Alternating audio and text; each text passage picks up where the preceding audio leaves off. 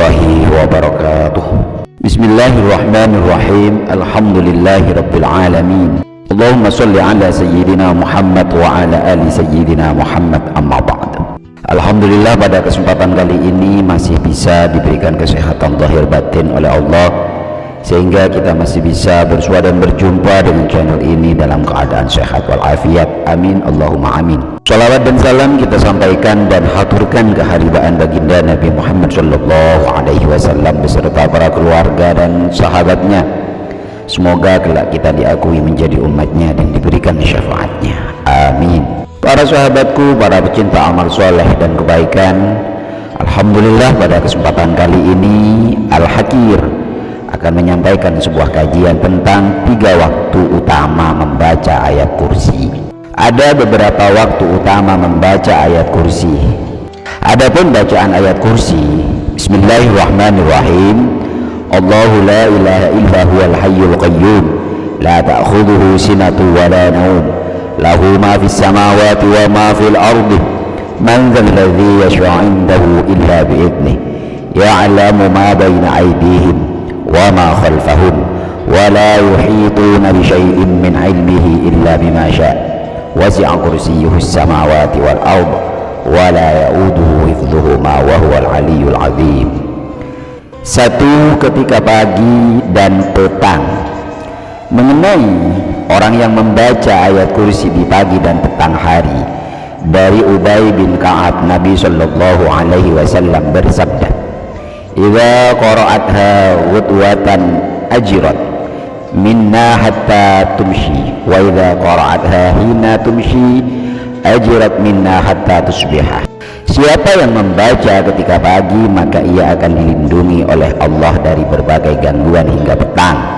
Siapa yang membacanya ketika petang, maka ia akan dilindungi hingga pagi. Hadis riwayat Al-Hakim. 2. Sebelum tidur. Hal ini dapat dilihat dari pengaduan Abu Hurairah radhiyallahu anhu pada Rasulullah sallallahu alaihi wasallam tentang seseorang yang mengajarkan padanya ayat kursi.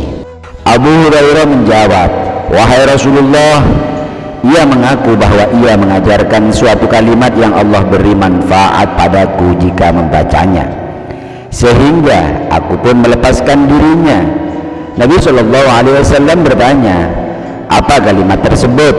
Abu Hurairah menjawab, "Ia mengatakan padaku, jika aku hendak pergi tidur di ranjang, hendaklah membaca ayat kursi hingga selesai, yaitu bacaan Allahu la ilaha illa huwal hayyul qayyum ila akhirih.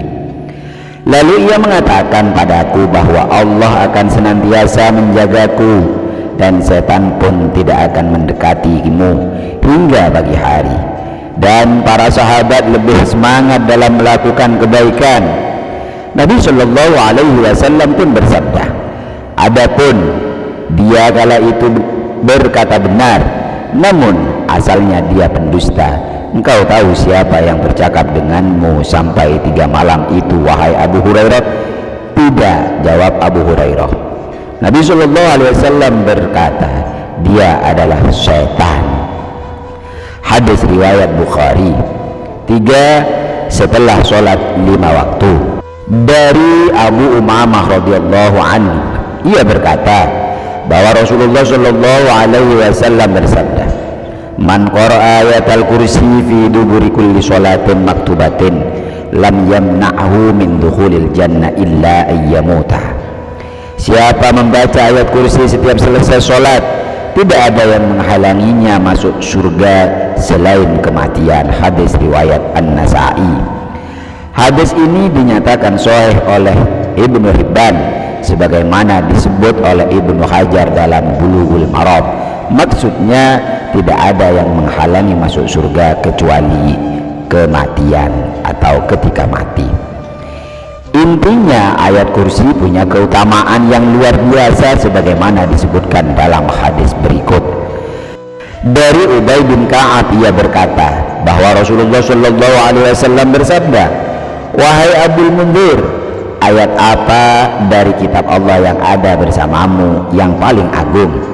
Aku menjawab, "Allahu la ilaha illa huwal hayyul qayyum, Lalu beliau memukul dadaku dan berkata, semoga engkau mudah memperoleh ilmu wahai Abul Munzir. Hadis riwayat Imam Muslim. Al-Qadhi Iyad mengatakan, hadis ini adalah dalil akan bolehnya mengutamakan sebagian Al-Quran dari lainnya dan mengutamakannya dari selain kitab-kitab Allah. Maknanya adalah pahala membacanya begitu besar. Itulah makna hadis itu. Apa sebab ayat kursi lebih agung?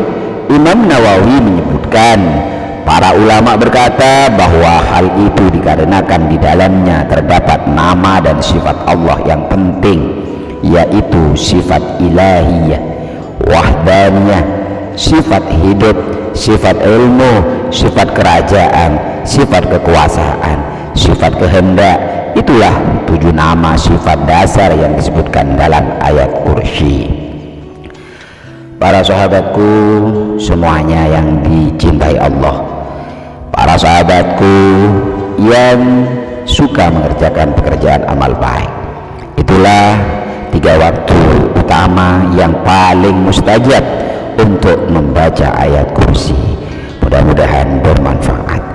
Assalamualaikum warahmatullahi wabarakatuh.